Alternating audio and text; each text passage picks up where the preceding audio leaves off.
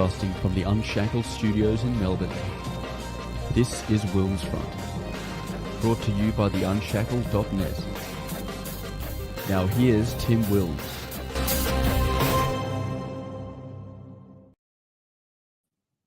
Hello, everyone, and welcome to another WilmsFront featured interview program back on the regular Sunday, this 12th of May, 2024. We're broadcasting live on the WilmsFront YouTube channel, the WilmsFront Odyssey channel, and the WilmsFront Rumble channel is working again after it decided to just be weird on Friday night, but I uploaded the replay of my interview with Nick Patterson, who, well, the Herald Sun decided to report on his court victory the next day, but I'll cover more of that tomorrow night on Tim's News Explosion. It is 8:05 p.m. here in Melbourne, Victoria, which means it's 10 p.m. over in New Zealand, where my guest is from. I appreciate him jumping on so late over there. In what we call clown world, it's been hard at times to determine if a headline is news or satire, given just how insane and brain dead the views of the socialist Antifa radicals have become. This is why satirical Christian news website, the Babylon Bee, created Not the Bee to report fake news, real news. I mean, I'm getting mixed up. Real news that could be mistaken for satire. Adnan Belushi has created the Gospel Trope, which at the moment is just a Twitter X account, but he's planning to launch a fully fledged website, and also Not the Gospel Trope as well. Adnan, welcome to WilmsFront. Have I pronounced your name right?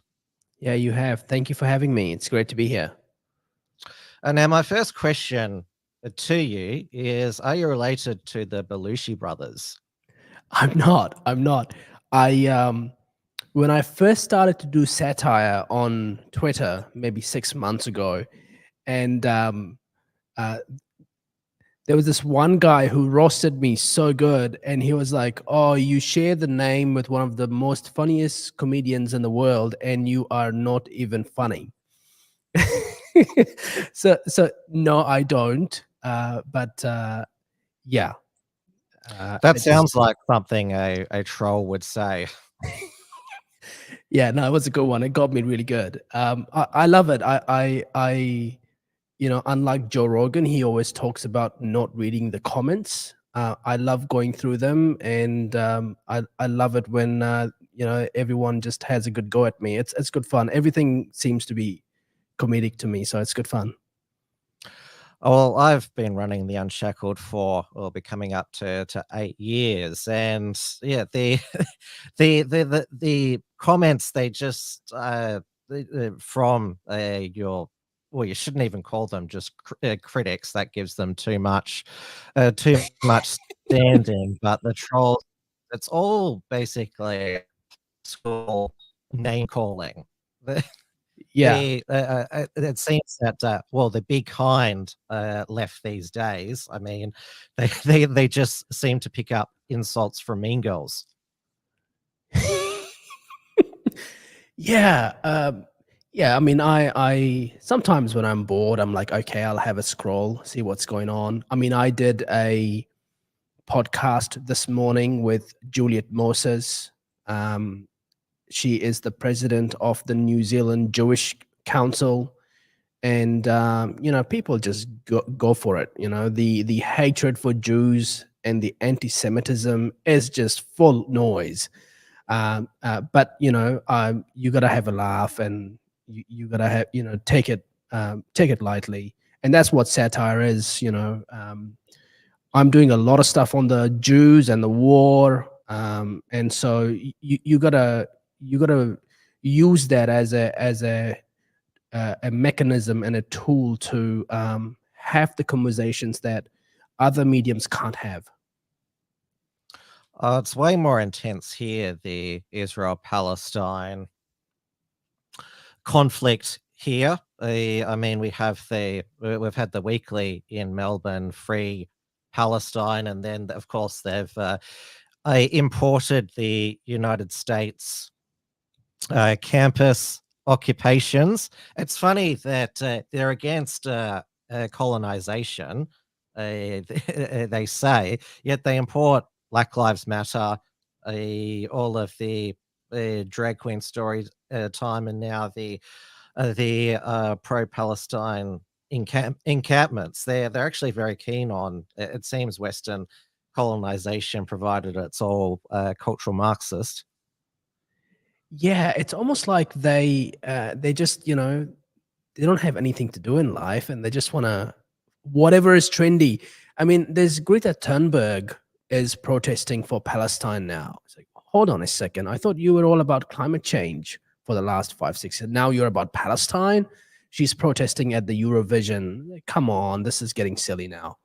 That's proof that it's the current thing, and there is a deadly serious issues like conflict that's going on, and it's important to have a rational conversation when it comes to the Israel-Gaza war, because there are people on both sides dying, but the brain dead leftists, they've taken it to a new level. The fact that they're saying, yeah, we're pro Hamas, we're pro Infidada, and they don't even know what from the river to the sea is. Did you see that there was that? Well, she went for.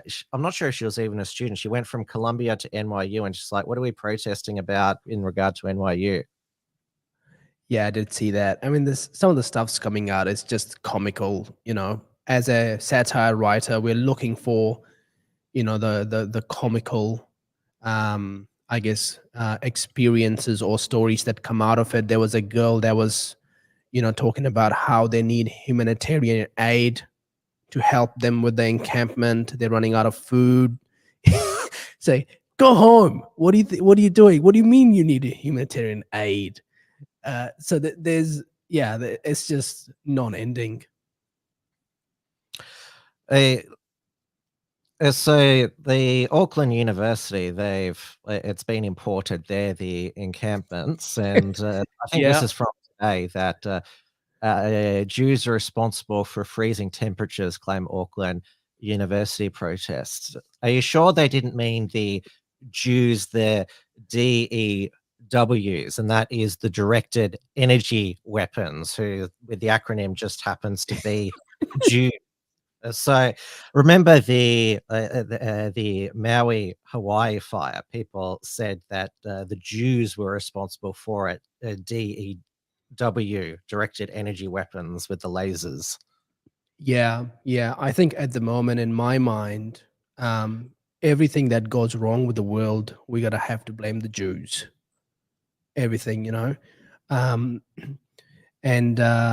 it's because that's where it's got to. I mean, the thing with satire is, I don't like to do satire all the time just for a laugh. I'm trying to kind of awaken people at a faster pace, or trying to understand things that they can't, because it's so much noise and they get lost in this, spaghetti of a news reality. So what I'm trying to do with these kind of stories, that Jews are blaming, the protesters are blaming the Jews for the solar storm, for example, right? It's just trying to expose the silliness, the parasite that's in these people's mind, that they have kind of somehow lost common sense, that everything is the Jews or the Zionist movement or this or that. So that's, I think, at the moment for me, it's like a big one. It's a really simple and powerful way to just trying to expose what they're doing is actually not organic. It's a radical left movement. Though there's plenty on the dissident right who believe that, well, Zionists have a disproportionate influence over US and Western policy. There's been a lot of talk about IAPAC, the American Israel Political Action Committee, and the fact that they donate a lot of money to both political parties, and I think it's an entirely legitimate point that why is the United States funding, whether it be Ukraine or Israel, funding their wars and securing their borders when the Biden administration isn't even securing United States borders? Yep, it's a big issue. I think in the States, what I'm reading is the polls suggest that, people are not happy. 55% of the people think immigration is the top issue in the upcoming elections, and that's because they are not securing their borders. I mean, I came to New Zealand in 2009, and it took me 6 to 11 months to go through the legal immigration process. And I spent thousands doing that. And a lot of people in the US do that. But today it's easier to just, fly into Mexico, go for a hike, and you can get into the US just walking across the border. So yeah, it's nuts. It's just, it's gone beyond what's common sense. A lot of these issues.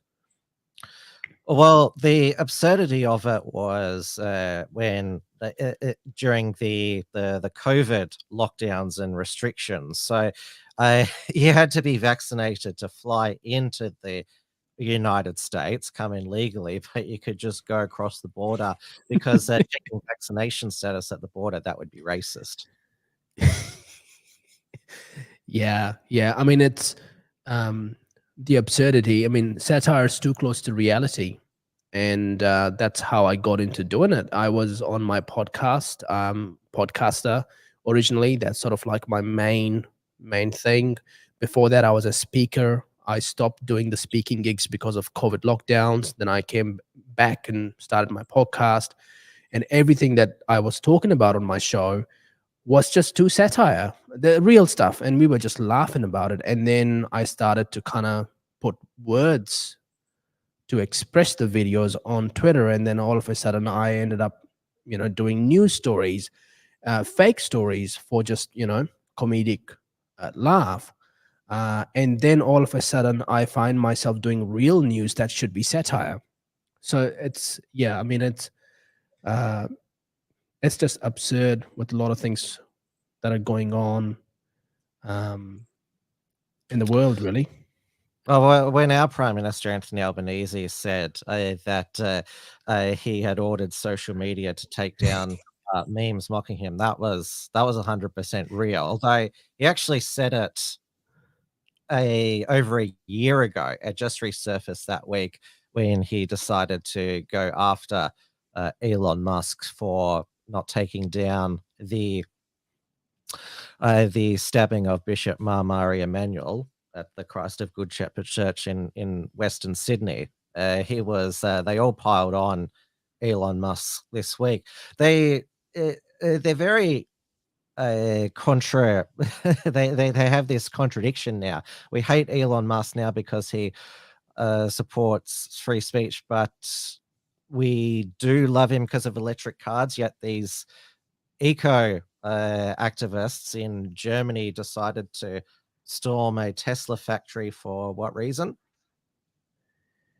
I looked into that and I just couldn't make sense of it. I mean, Tesla is the company in the world that has done the most,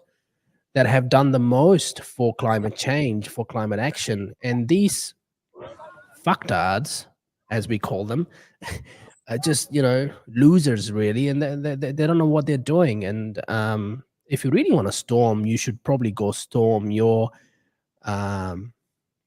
I don't know what the parliament would be in Germany, or the government house, the Bundestag. There you go. Maybe they should go do that, not Tesla. But it's. I mean, I think the thing I want to say is Elon is a magnet for.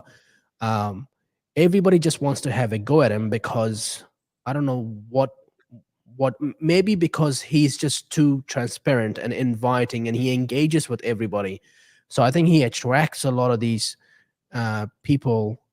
Whereas Mark Zuckerberg, if he has a very different style of dealing with these things, censorship issues. He kind of deals with them in private. He's not tweeting about them, and he's not provoking, and he's not engaging in that fashion. I think Tesla is probably the company that will do most for climate action. Their Master Plan 3 is incredible, and all of the stuff.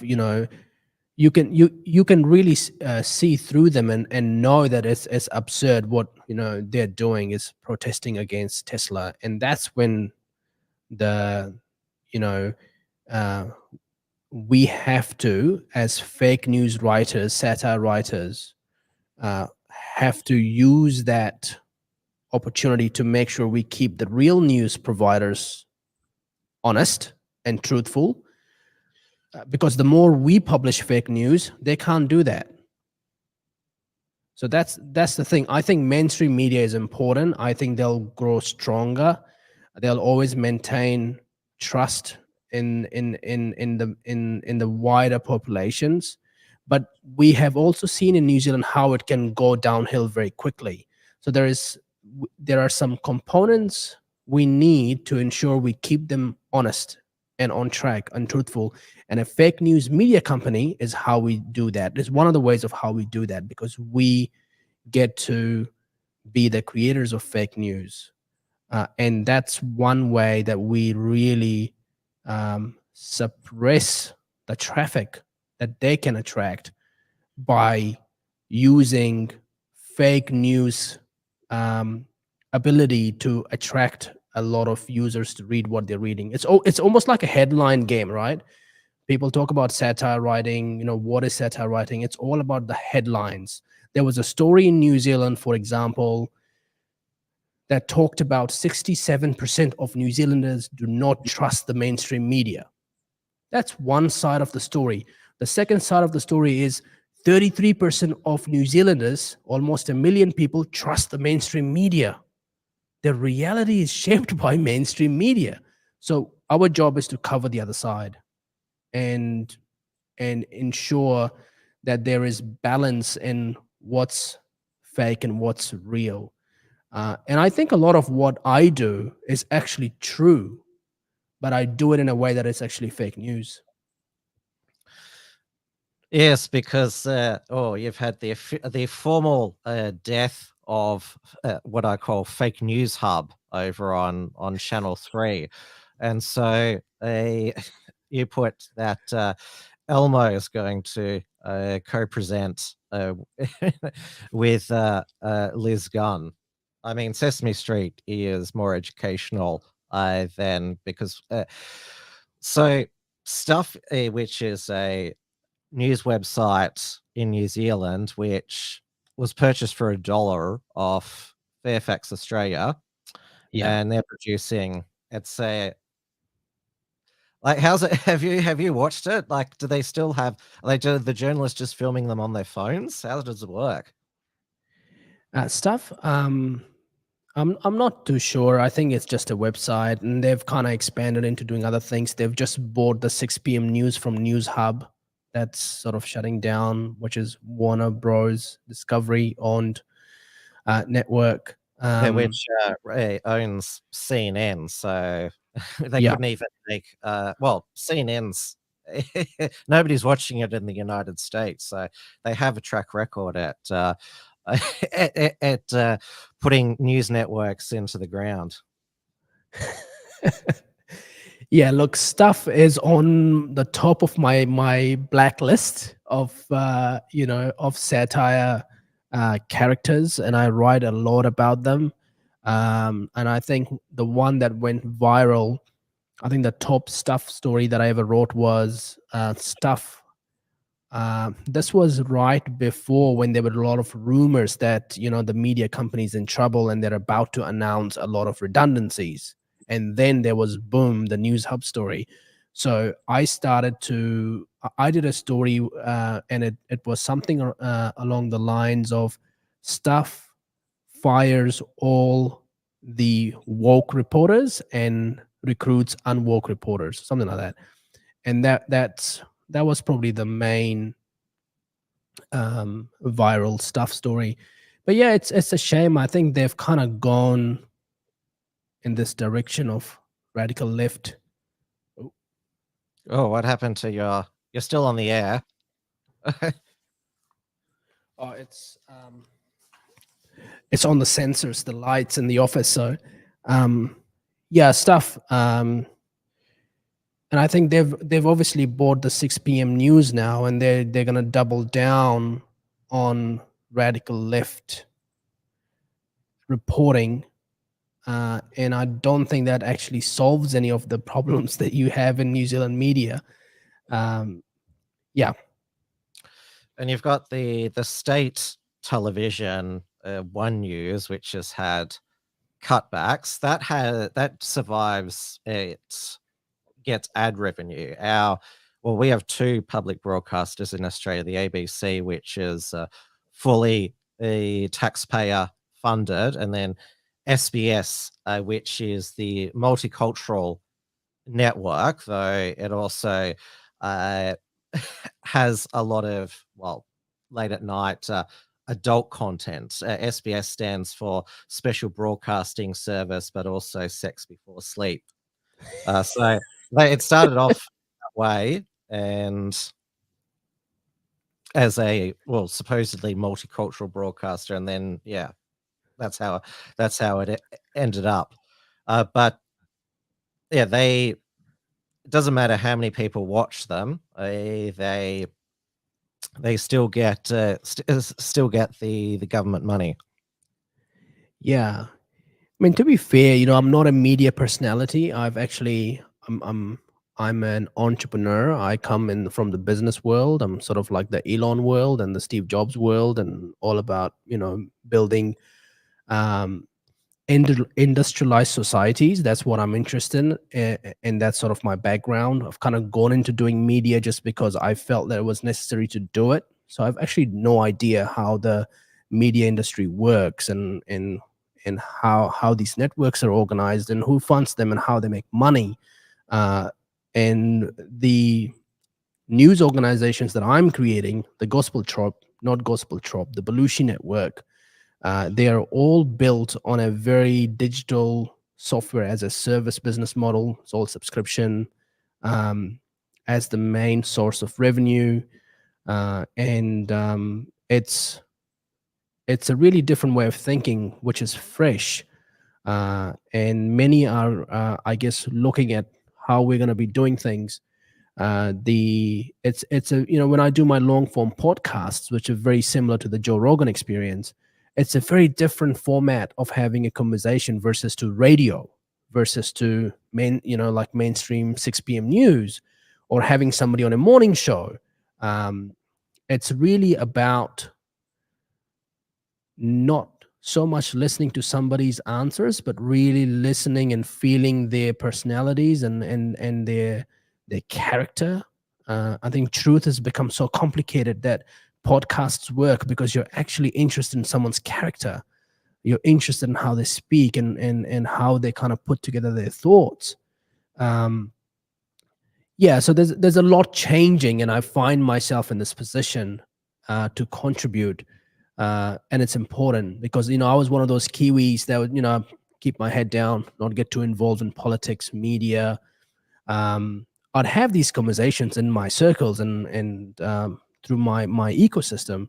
But I wake up one morning, I can't run my business. I can't go out. It's like, who's in charge, and how the hell did we get to this point? I was not one that was constantly consuming the World Economic Forum and the WHO. I was not on Twitter all the time. So hence why I find myself in this position, and I'm trying to contribute.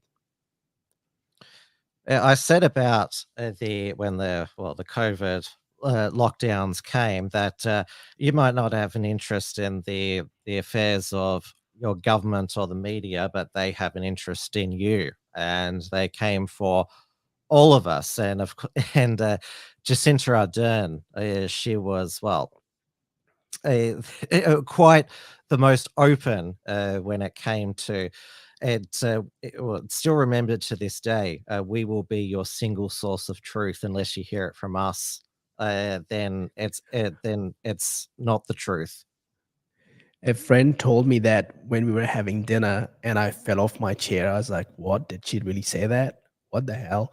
But yeah, I mean, I think that's the thing about satire now is we want to make sure that these kind of things, when leaders are throwing these sort of breadcrumbs, we should actually ring the alarm way earlier before it's too late. And there's a global narrative and a movement that just really controls the entire world. Um, the single source of truth, yeah, that was a iconic moment, and she is definitely one character that I write a lot, and she's always got a Hitler mustache when I write stories about her, because it's all about, Hitler. So much of the Hitler that we know is all the millions of people he killed, but many years before that, he would basically have similar type of um, conversations.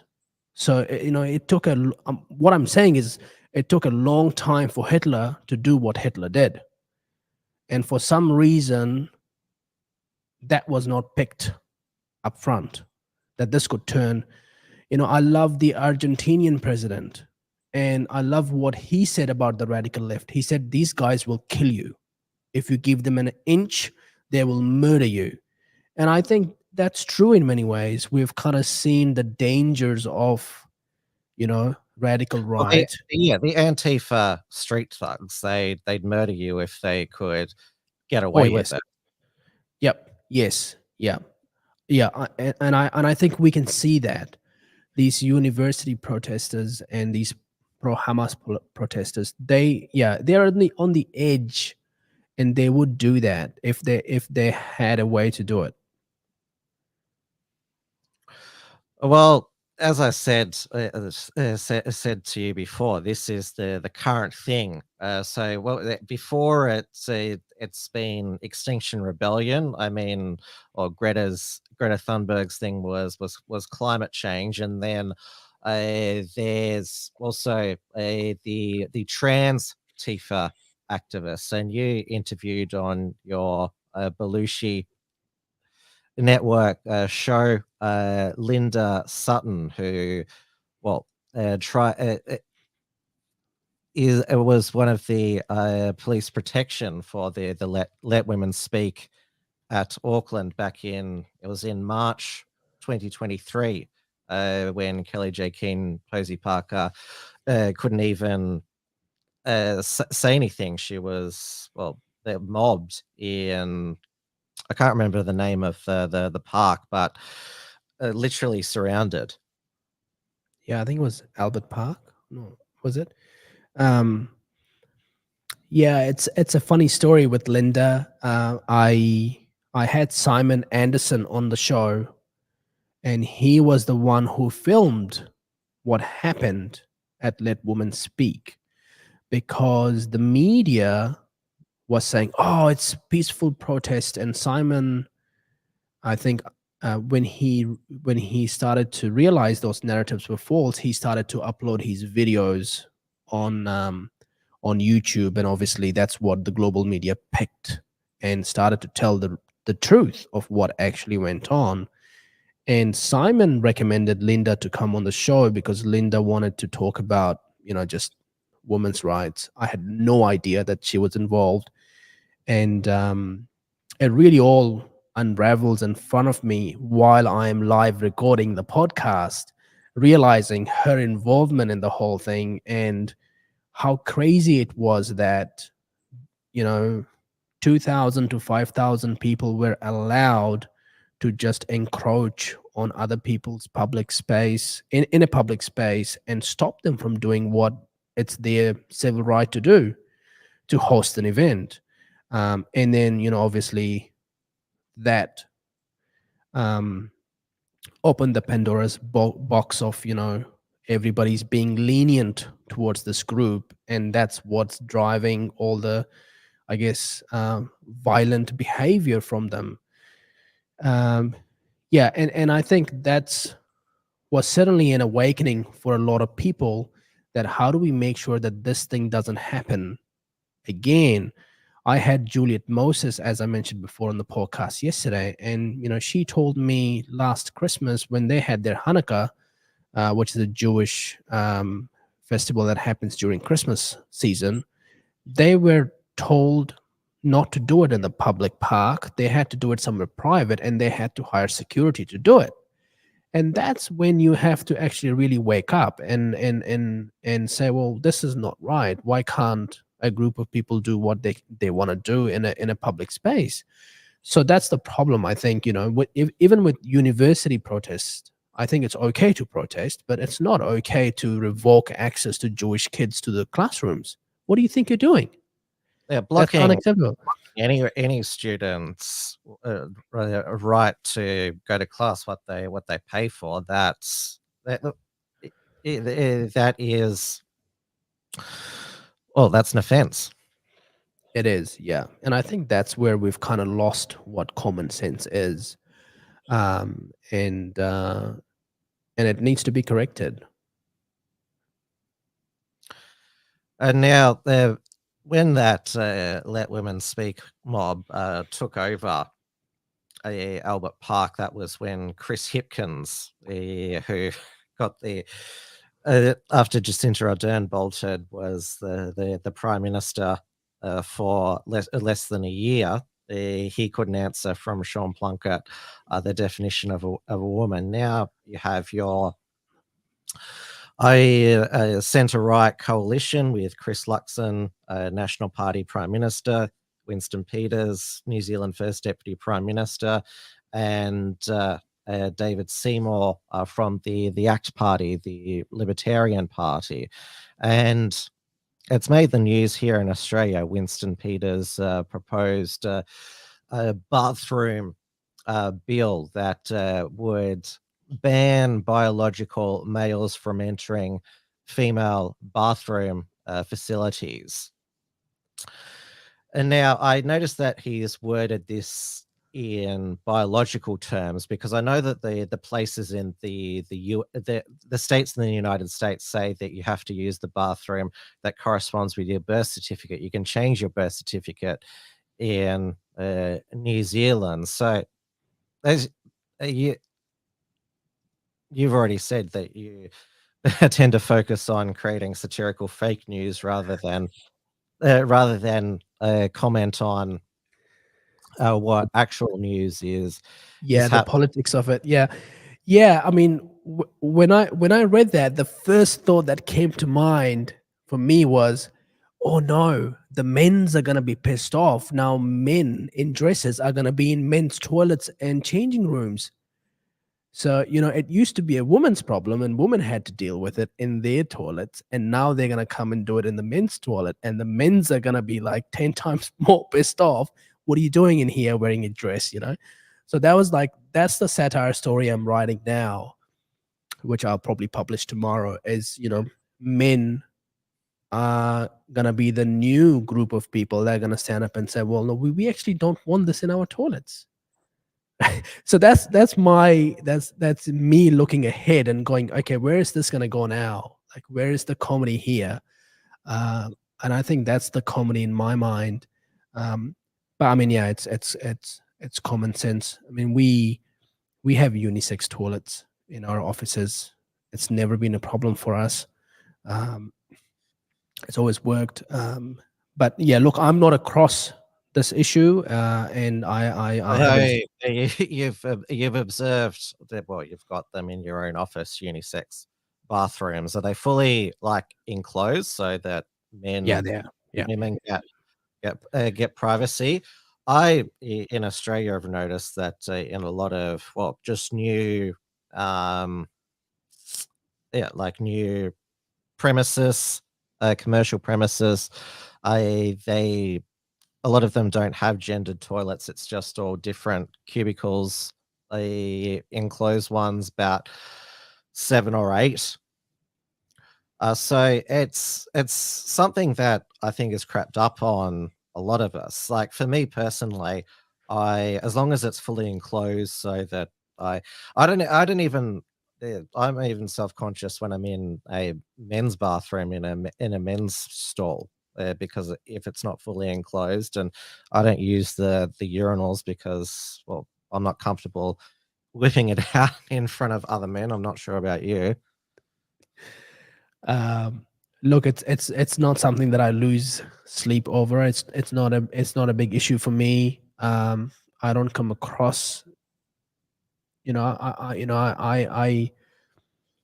I spend 16 to 18 hours a day at work, and then kids and family and home. It's my life's very, you know, isolated in one or two areas, and I don't have those issues.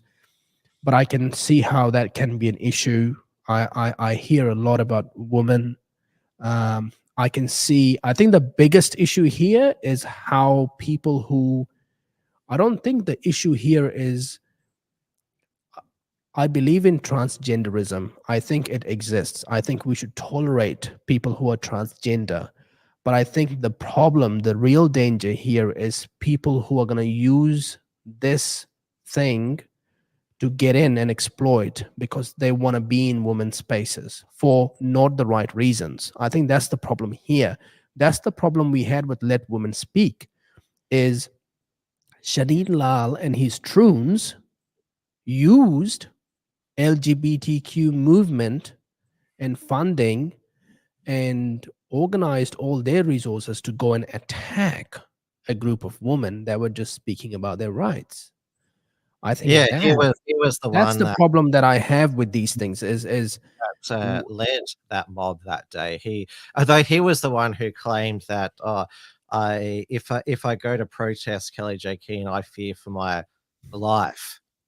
yeah, yeah. I mean, that this He is was the silly. one who claimed that, and he's also at attending the rallies for Palestine. He's switched to the current thing, and didn't he's also claimed to be transgender just because sometimes he's worn a dress and had long hair.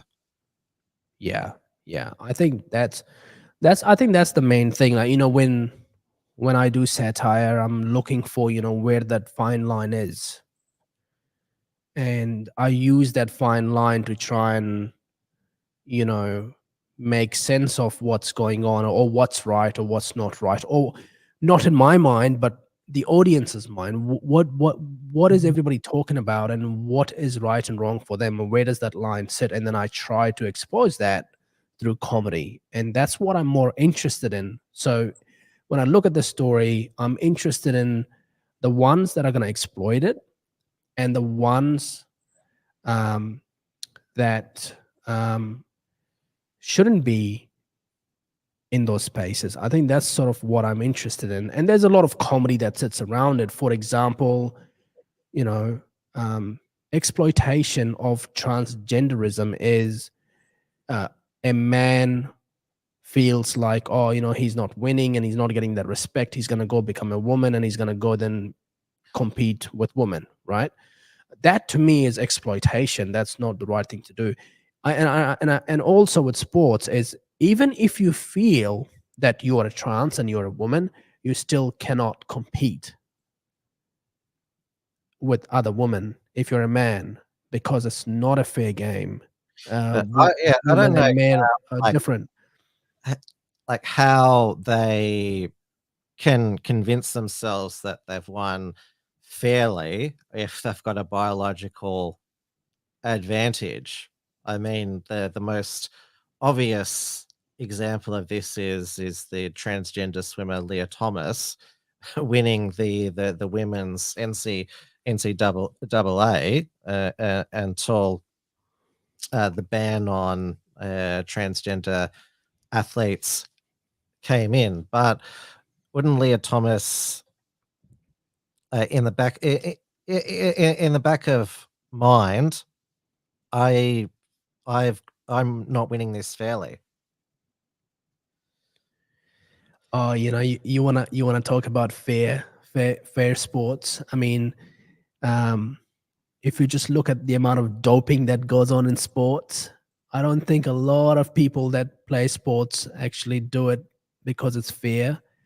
They know they're cheating. Well, Lance yeah, Armstrong, the Icarus was a very interesting documentary about the Russians doping. It's fair to say a lot of people play sports and they don't want to play fair sport. They want to win at all cost. So it's kind of the same psyche that these people would probably apply. I mean, I'm not a mind reader, but I think that's what that moral piece is not maybe not in check. I mean, they want to compete in a competition they feel that they deserve to be there, and if they're winning, then I'm pretty sure they can convince themselves that they've won for with a fair play. so you've got, what is that, sensor lights there, smart lights. They're not very smart. If, like, can't they see you, like, moving a bit? And I'm saving the climate and the planet, you see. yes, you remember Earth Hour? So by turning the lights off, I mean, it basically gave the game away that we need to not use not use the energy source that has given us such a high living standard to save the planet. True. Yeah, it's annoying. I gotta fix it. I don't know how to do that, but that's comedy for tomorrow. Now going back to Winston Peters, so it's bathroom bill. Well, according to One News, it's controversial. So yeah, if the mainstream media, if they don't like a policy or a bill, they say it's controversial. And they have down here, we value respect for an inclusive dialogue on our platform. Comments and discriminatory or harmful will not be tolerated. To prevent violations of our social house rules, we've turned off comments on this story. So intolerance will not be tolerated. We're going to exclude certain comments to be inclusive. Yeah, I think that's probably a good indication of one of the reasons of the demise of mainstream media. If you're going to restrict, well, first you're going to have a biased headline. You use the word controversial. Well, okay, maybe you shouldn't do that, because stick to facts and report the news as it is. You can simply say New Zealand First introduces a new bill, and here's the bill. That's all you got to say. That's the news. The news is not that it's controversial or you support it. That's not your job to do. Let the public who pay you to bring the news to them with facts make that judgment for themselves, because they're paying you to do that. I want to have that conversation with my mates at the pub over a beer, not you telling me whether it's controversial or not. So I think that's problem number one. Problem number two is the restrictions of the comment under this whole act of harmful, hateful content. I think the only way you can fight hate is through more speech, not censorship. So I think if the media organizations want funding from taxpayers, they should install something like community notes on every single article on their website.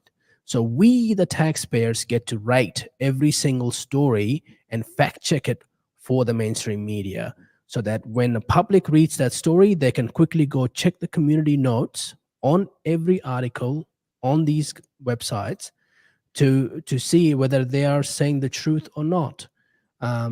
So yeah, that's a big problem, and it's all about the headlines, and that's what we do with satire. Is we try and change those headlines and try to expose the truth. And some of what the mainstream media writes, you wonder, these journalists, like, did you, like, This happened back in 2022. I'm not sure if I reported on it at the time, but over in the UK, there was this transgender singer, Jordan Gray, who live on Channel 4 at it was around 9:30 at night, stripped naked live and played the keyboard with her penis. So this writer, the How Elena how long Agloni, is his penis? um, That he could play the piano with his penis. Oh, that's yes, gold. it's blurred in the article, but I don't know if this journalist went to whatever journalism school, but just to Right. write her penis. Oh. Yeah, that's the classic. And that's sort of the Babylon Bee story. They got put into Twitter prison for 10 months because they called Rachel Levine a man. Yeah, awarded Rachel Levine Man of the Year award.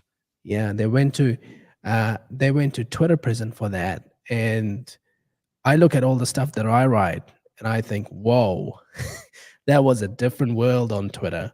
And it's a different world today with Elon in charge. And you can see the stark difference. But I think that's where they start to really normalize things that shouldn't be normalized. It's a virus. It's a mind virus.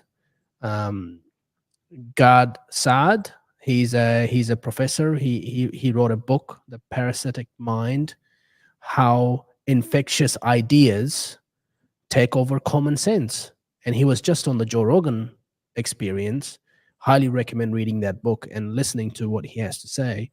This is what the mainstream media is doing. It's taking these ideas and they are trying to normalize it and make it common sense. That if you question it, you are the problem. And we saw a lot of that during the COVID lockdowns. That and this was in the Twitter before times, before Elon Musk. Like, you'd be taken off Twitter, YouTube, Facebook for saying that the COVID-19 came from a lab, that masks didn't work.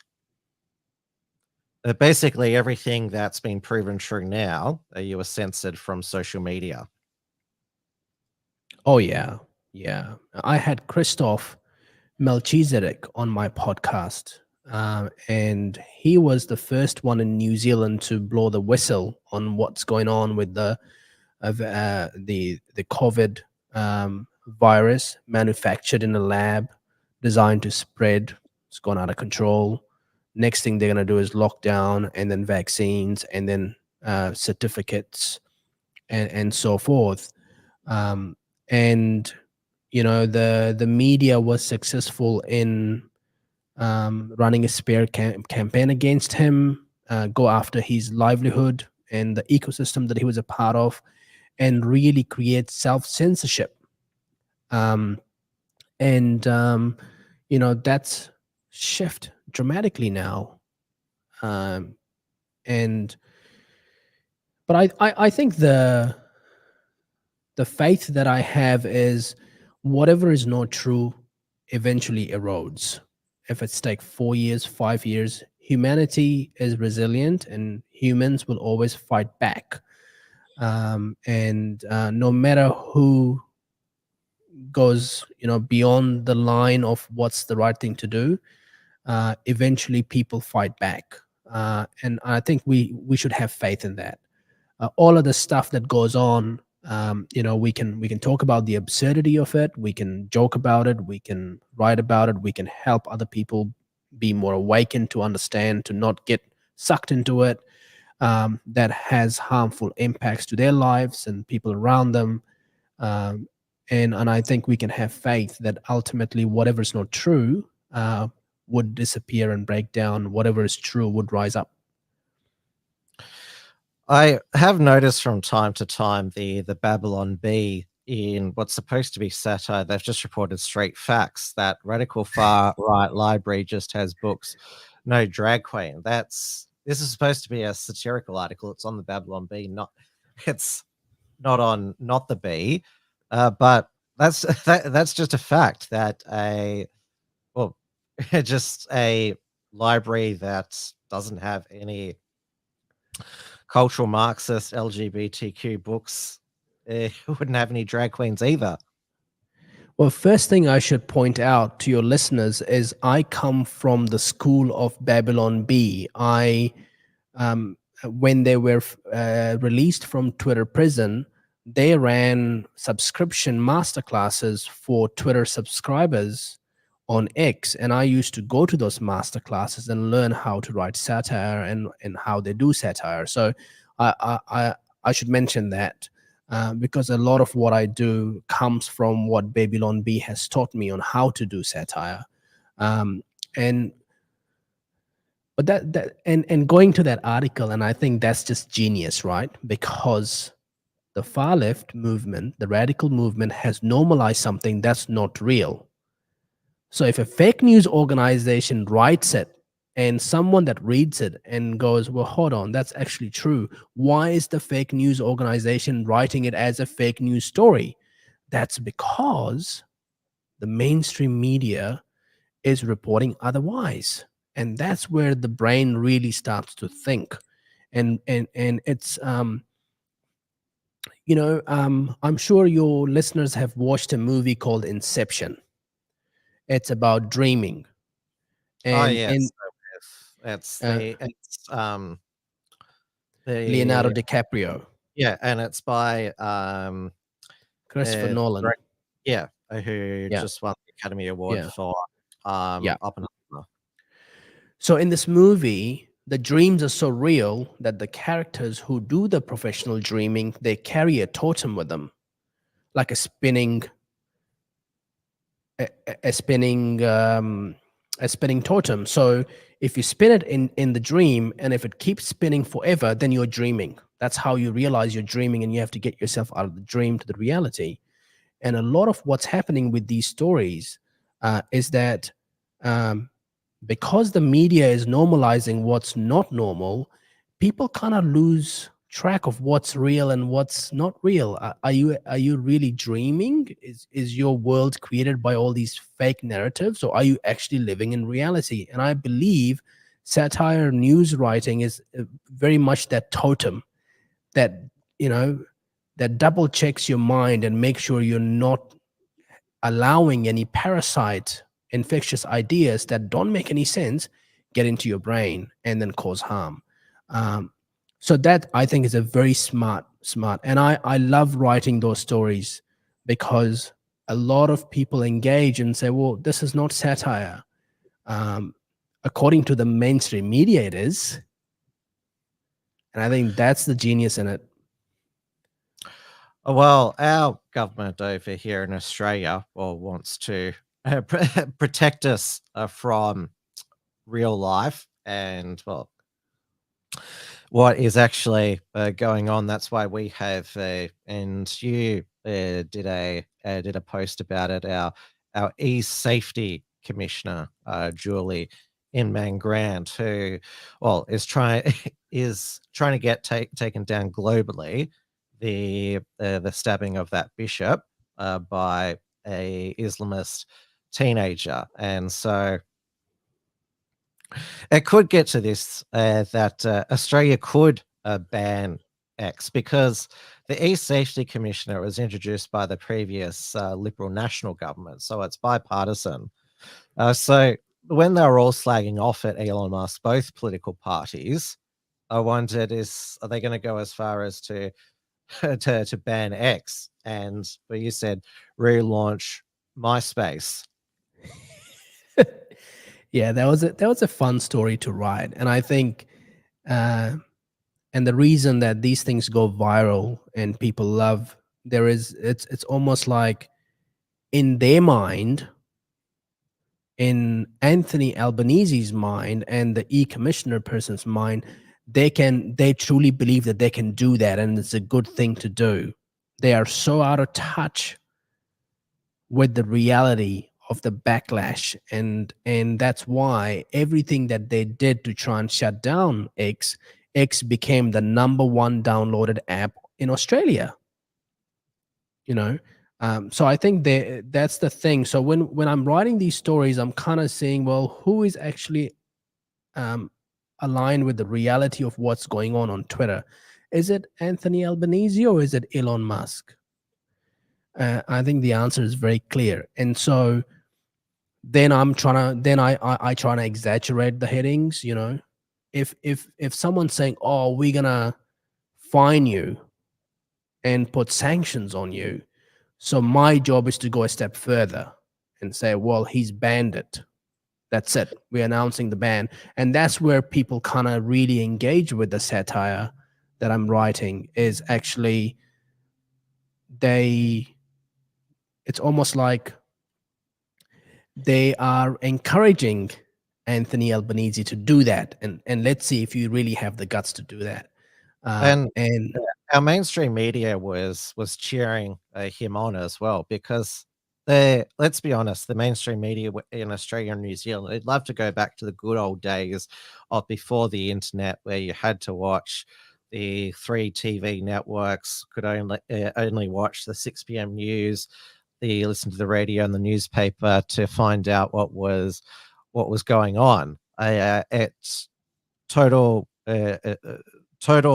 filtering of information.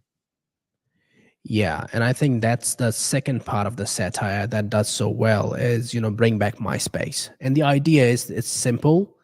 We can control you. There is no recommend algorithm. We can control everything in it. So that's what I'm playing at, is they're not happy with the sophistication that X is. So they would rather have social media, but they would rather have something that's very simple and dumb. You old enough to remember MySpace? I do, yeah.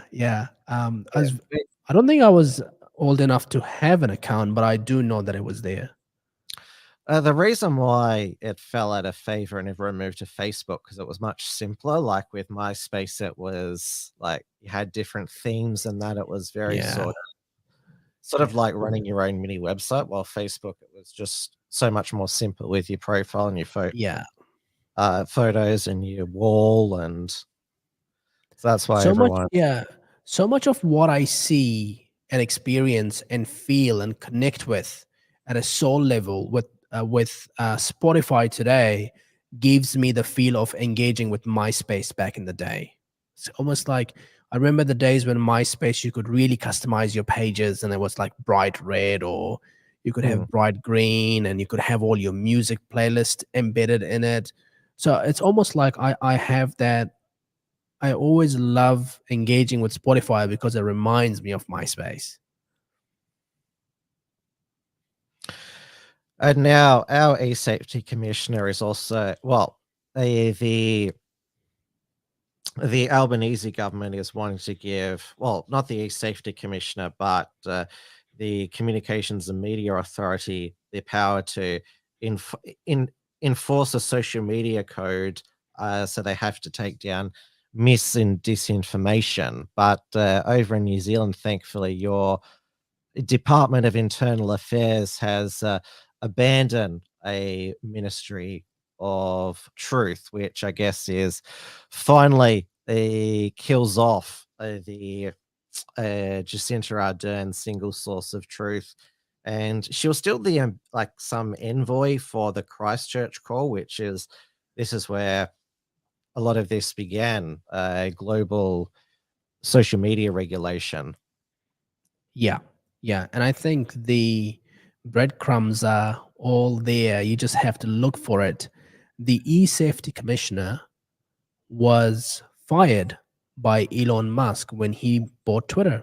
She used to work at Twitter. She used to be part of the whole censorship movement. Quite personal.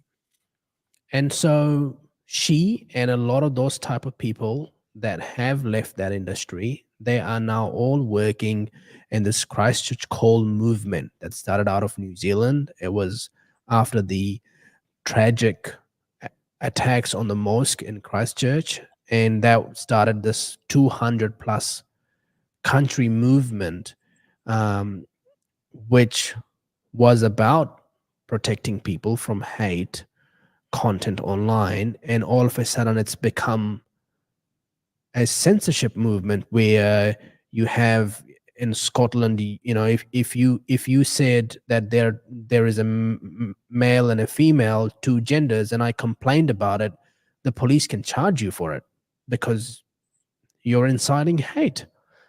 So it's kind of, these breadcrumbs are there, and my job is to look for them and talk about them and write about them in a comedic way so people realize and understand them.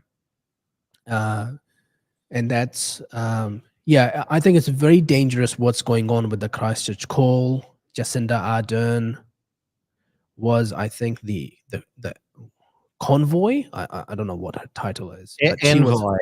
Envoy. Okay, envoy. She was kind of running that, and then when the new government came along, decided to keep her in that job. Not sure what politics that they're playing there. I don't understand it. Christopher Luxon, he seems like if he was just prime minister, like National Party had a majority by itself, it would be a very mediocre government. I think their last poll that I saw, they've plummeted in the polls, and Chris Hipkins is still leading Labor as competitive again. Yeah, I'm not too sure. I think there was another poll, and it's different again. I think, yeah, look, it's happened again. The planet just got saved for another 15 minutes. I know, right?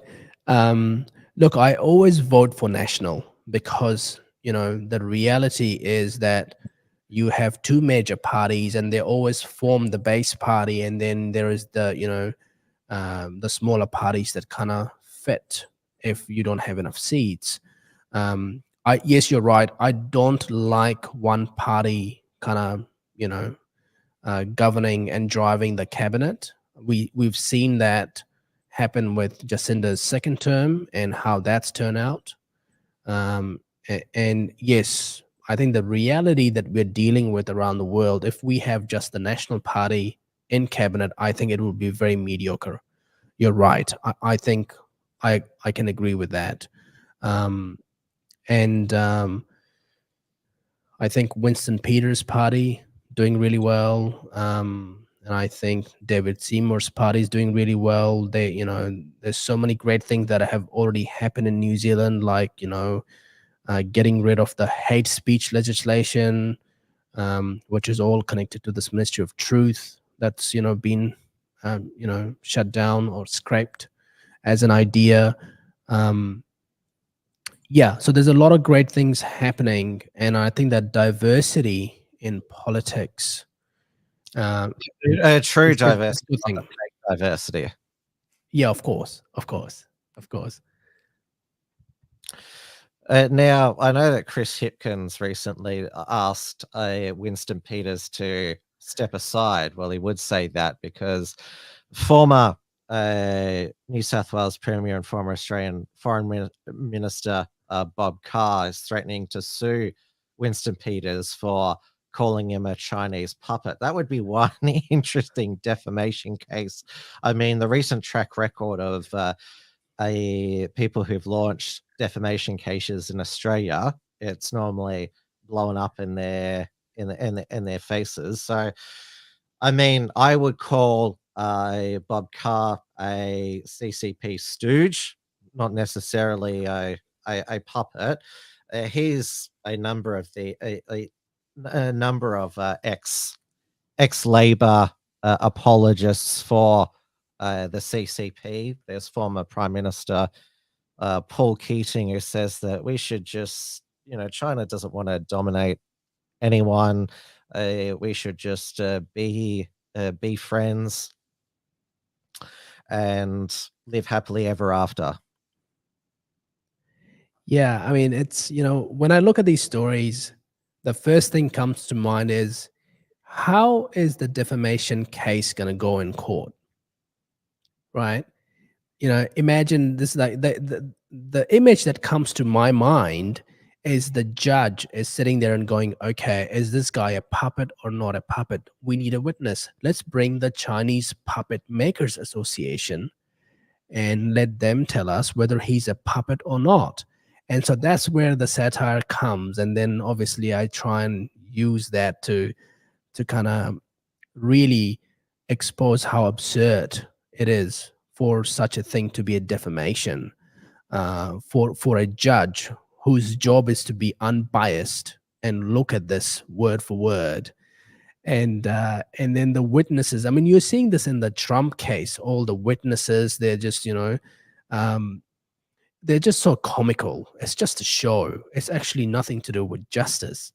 So that's basically, I think, what comes to my mind, and I try to write it. And then, stories like that take off because it exposes the comical. It's almost like a what I call it. What's happening there in reality? Winston calling Bob Carr a Chinese puppet, and then he responds saying, "Oh, I'm going to sue you." That to me is what I call a dick swinging competition. That's what it is. It's the battle of the egos, a dick swinging competition. Let's see who's got the biggest dick. That's basically what they're doing. So for me, I try and make fun of that, mock them, both of them, and that's what I've done with that story. Well, that's what a lot of defamation is. It's rich people suing another rich person. Yep. It's still a dick swinging competition. Well, in this case, both parties both have dicks. We can be pretty certain of that. Yeah, that's whoa. You never know. You never know. Well, it's after 11 p.m. over there in New Zealand, so I thank you so much for joining me so late. So the websites are coming soon, you said? Yeah. So I guess the backstory is I've been writing satire for 6 months now on my Twitter handle, which is at Adnan Belushi. I'm putting the links into the live chats. Yeah. And so it's kind of outgrown me, and I do a lot of different things. I've got a team. So we've decided to launch the Gospel Trope, which is a name that was chosen by Grok. If you're interested to know how that's come about, I've been chatting to Grok for a long time, and he was the one who made it that recommendation, which I really liked. AI has been, this is another example good for satire. There's all these doomsdays that say AI will destroy humanity. I only see it being used for satirical hilarious purposes. There's that Drangvoy memes account, I think I've said it right, that does the deep fakes of Biden and and other leftist politicians, but it doesn't need to change much to make them more funny. Like when Joe Biden sat down with that black family eating fried chicken, all there was just a slight edit to have Biden saying, sorry, Jill forgot the watermelon and hot sauce." Yeah, it's gold. No, Grok actually has a very satirical sense of humor, and he's very funny. I have really good chats with Grok every single day. It's good fun. Would Grok, because I remember, what is it, ChatGPT, wouldn't say a racial slur to save the world from a nuclear bomb. Would Grok do that? I think it would. I think it's a bit hesitant. It would say the racial slur to save the world. I think so. I think there was one day I was, my days are constant pitching ideas to friends, to people that I work with, to Grok. And there was this one day I asked Grok to, discuss an idea with me, and he thought that was, that was crossing a line. I wasn't quite sure what that was. And I think I had to actually sit down and school him and tell him off, to not draw that line. That's not his job to be drawing that line. And And Grok does draw, like if you ask Grok, draw some photos of white people to show white people.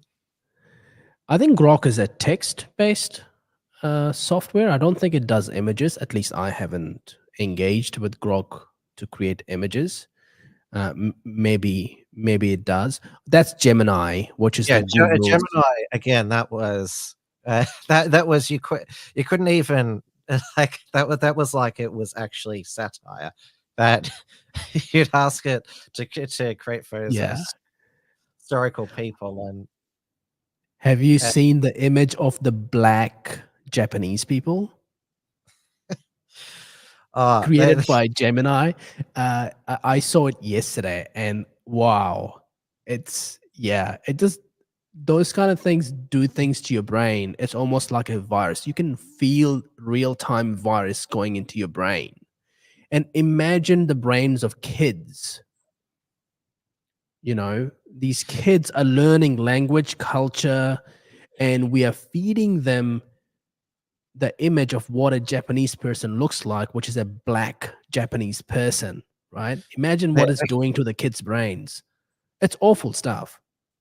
Well, it's not too dissimilar that they're trying to teach British children now that black people are indigenous to the British Isles. Like, apparently black people are indigenous to everywhere, but where did white people come from? This is the other thing. Yeah, and I think one of the things we haven't touched on, the amount of discrimination and racism that is towards white people.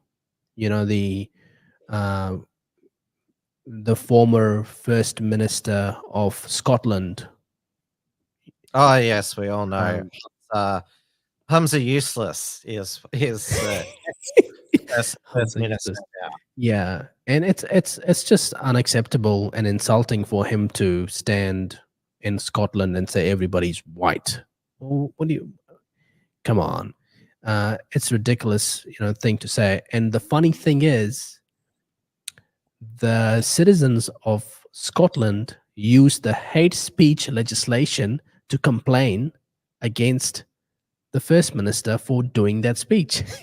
So yeah, and when he was asked about this, he said, "Oh, they're all far right, white racists." Only because this is the other thing that a lot of the radical left, they're quite open now. You can't be racist towards white people. It's just not possible because they still are the leaders of the oppressors, right? The oppressed sort of viewpoint, and white people and the Jews, they are the oppressors. So this is where the leftist Jewish groups, like the Anti-Defamation League, like they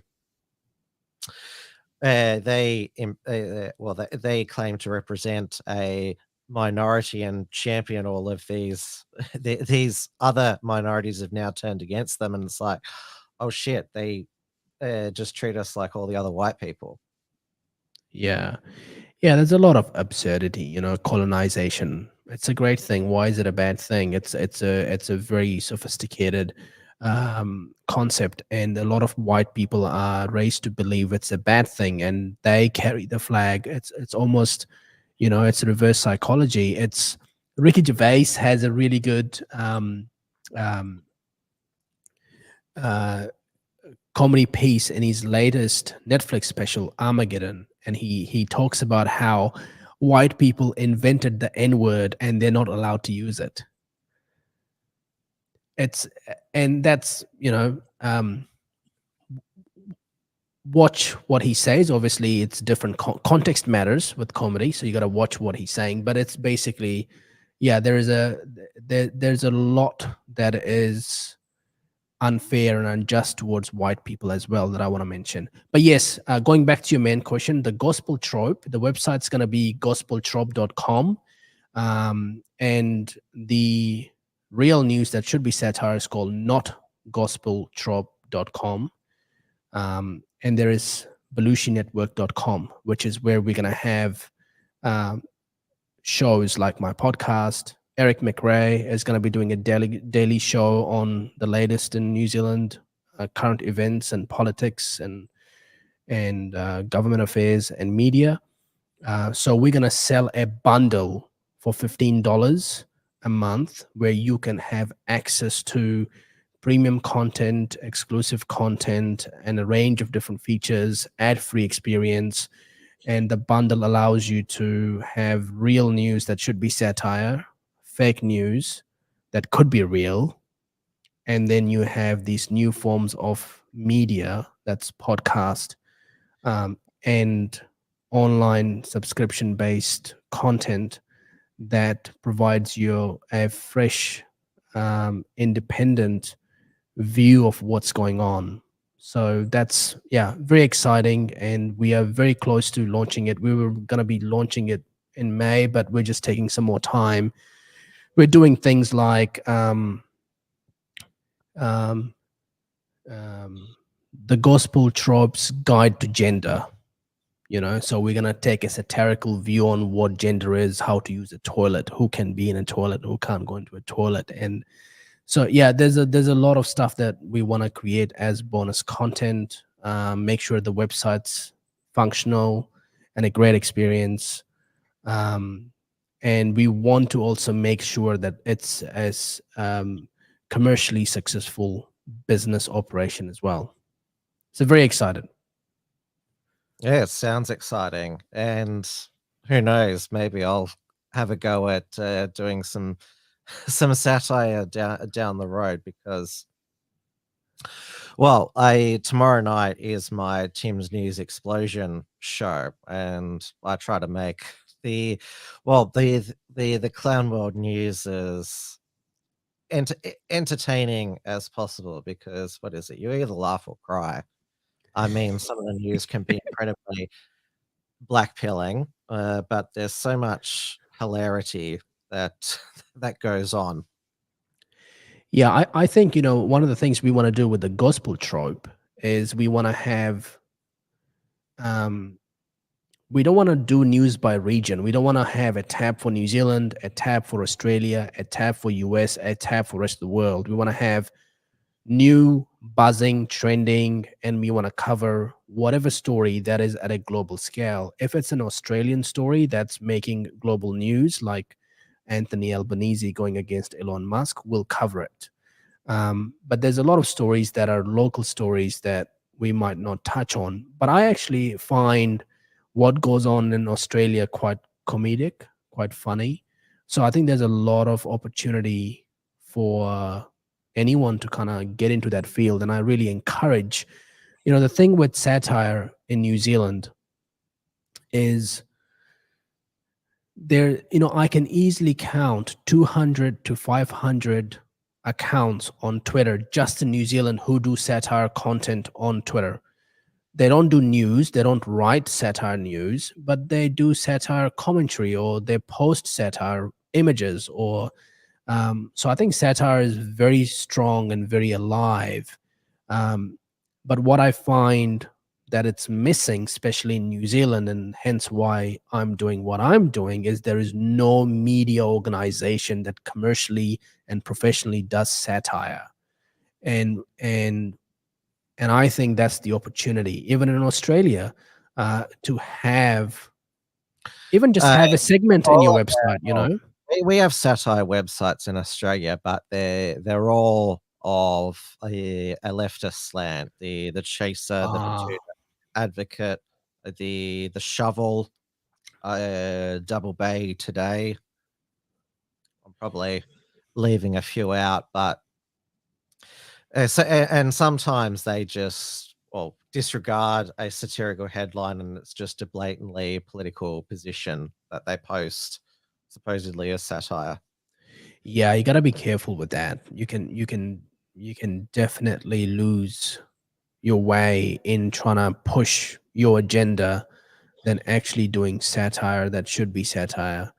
I Yeah. noticed that the Babylon Bee, they sort of decided to go all in when they said the Biden administration's new policy is to recruit convicted child molesters to be teachers.